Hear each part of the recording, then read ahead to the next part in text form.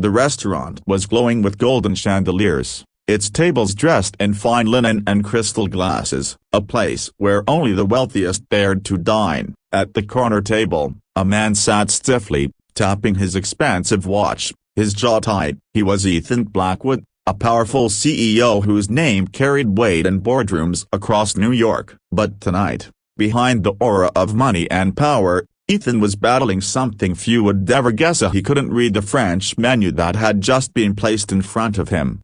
He adjusted his cufflinks, trying to look composed. His client across the table was fluent, confidently ordering escargot and Bordeaux, while Ethan pretended to scan the menu, his heart racing. He didn't want to look weak. He didn't want anyone to know. At the table next to him sat Daniel Hayes, a single dad and former Army veteran. He wore a simple button-down shirt, a little worn from years of careful use. Daniel wasn't supposed to be there. He had saved up for weeks just to give his 10-year-old daughter, Lily, a birthday dinner she'd never forget. Lily sat across from him, her big eyes sparkling at the chandeliers and polished silverware. "Daddy, it feels like a castle," she whispered, clutching his hand. Daniel smiled. For him, this wasn't about fancy food. It was about giving his little girl a memory of feeling special, even when life hadn't given them much.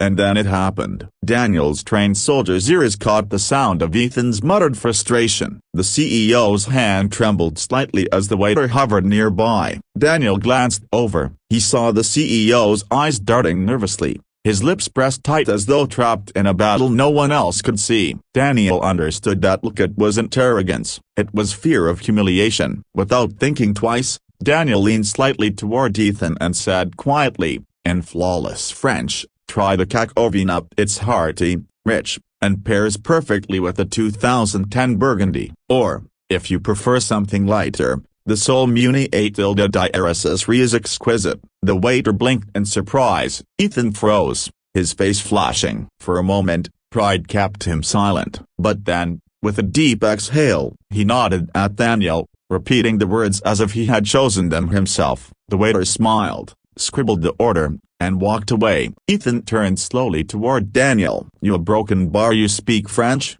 he asked, lowering his voice. Daniel chuckled. "Lived in France for a year during my service." Picked it up. Ethan's eyes widened. He was a man used to commanding rooms, but here he was saved from embarrassment by a stranger in worn shoes, dining with his daughter. Dinner went on. Ethan tried to refocus on his client, but he kept glancing at Daniel and Lily. The way Daniel carefully cut Lily's food before his own, the way he laughed with her, giving her his full attention, it stirred something in him. A reminder of what truly mattered, something his wealth could never buy. As the night drew on, Ethan excused himself from his client for a moment and walked over to Daniel's table. "Thank you," he said simply, but his tone carried weight. "You saved me from looking like a fool tonight." Daniel shrugged. "Everyone needs a hand sometimes. No shame in that." Lily looked up at Ethan with innocent curiosity. "Are you Daddy's friend?" Ethan hesitated. Something in that small question cracked his polished armor. He hadn't felt like a friend to anyone in a long time. He smiled softly. "I'd like to be." The conversation flowed.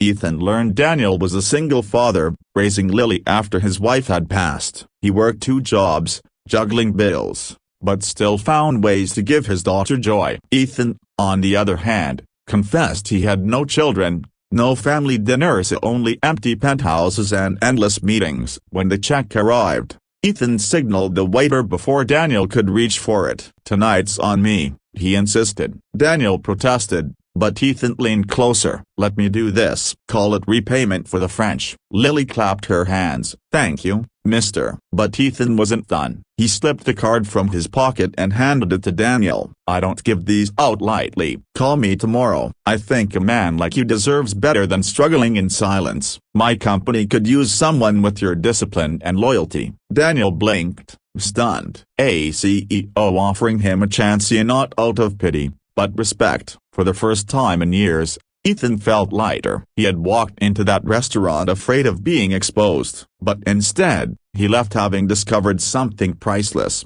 the quiet dignity of a man who had lost much, yet gave everything for love. And Daniel? He left that night holding his daughter's hand, with hope flickering in his heart, not because of a job offer, but because life had reminded him, kindness doesn't go unnoticed, and sometimes, when you least expect it, compassion circles back in ways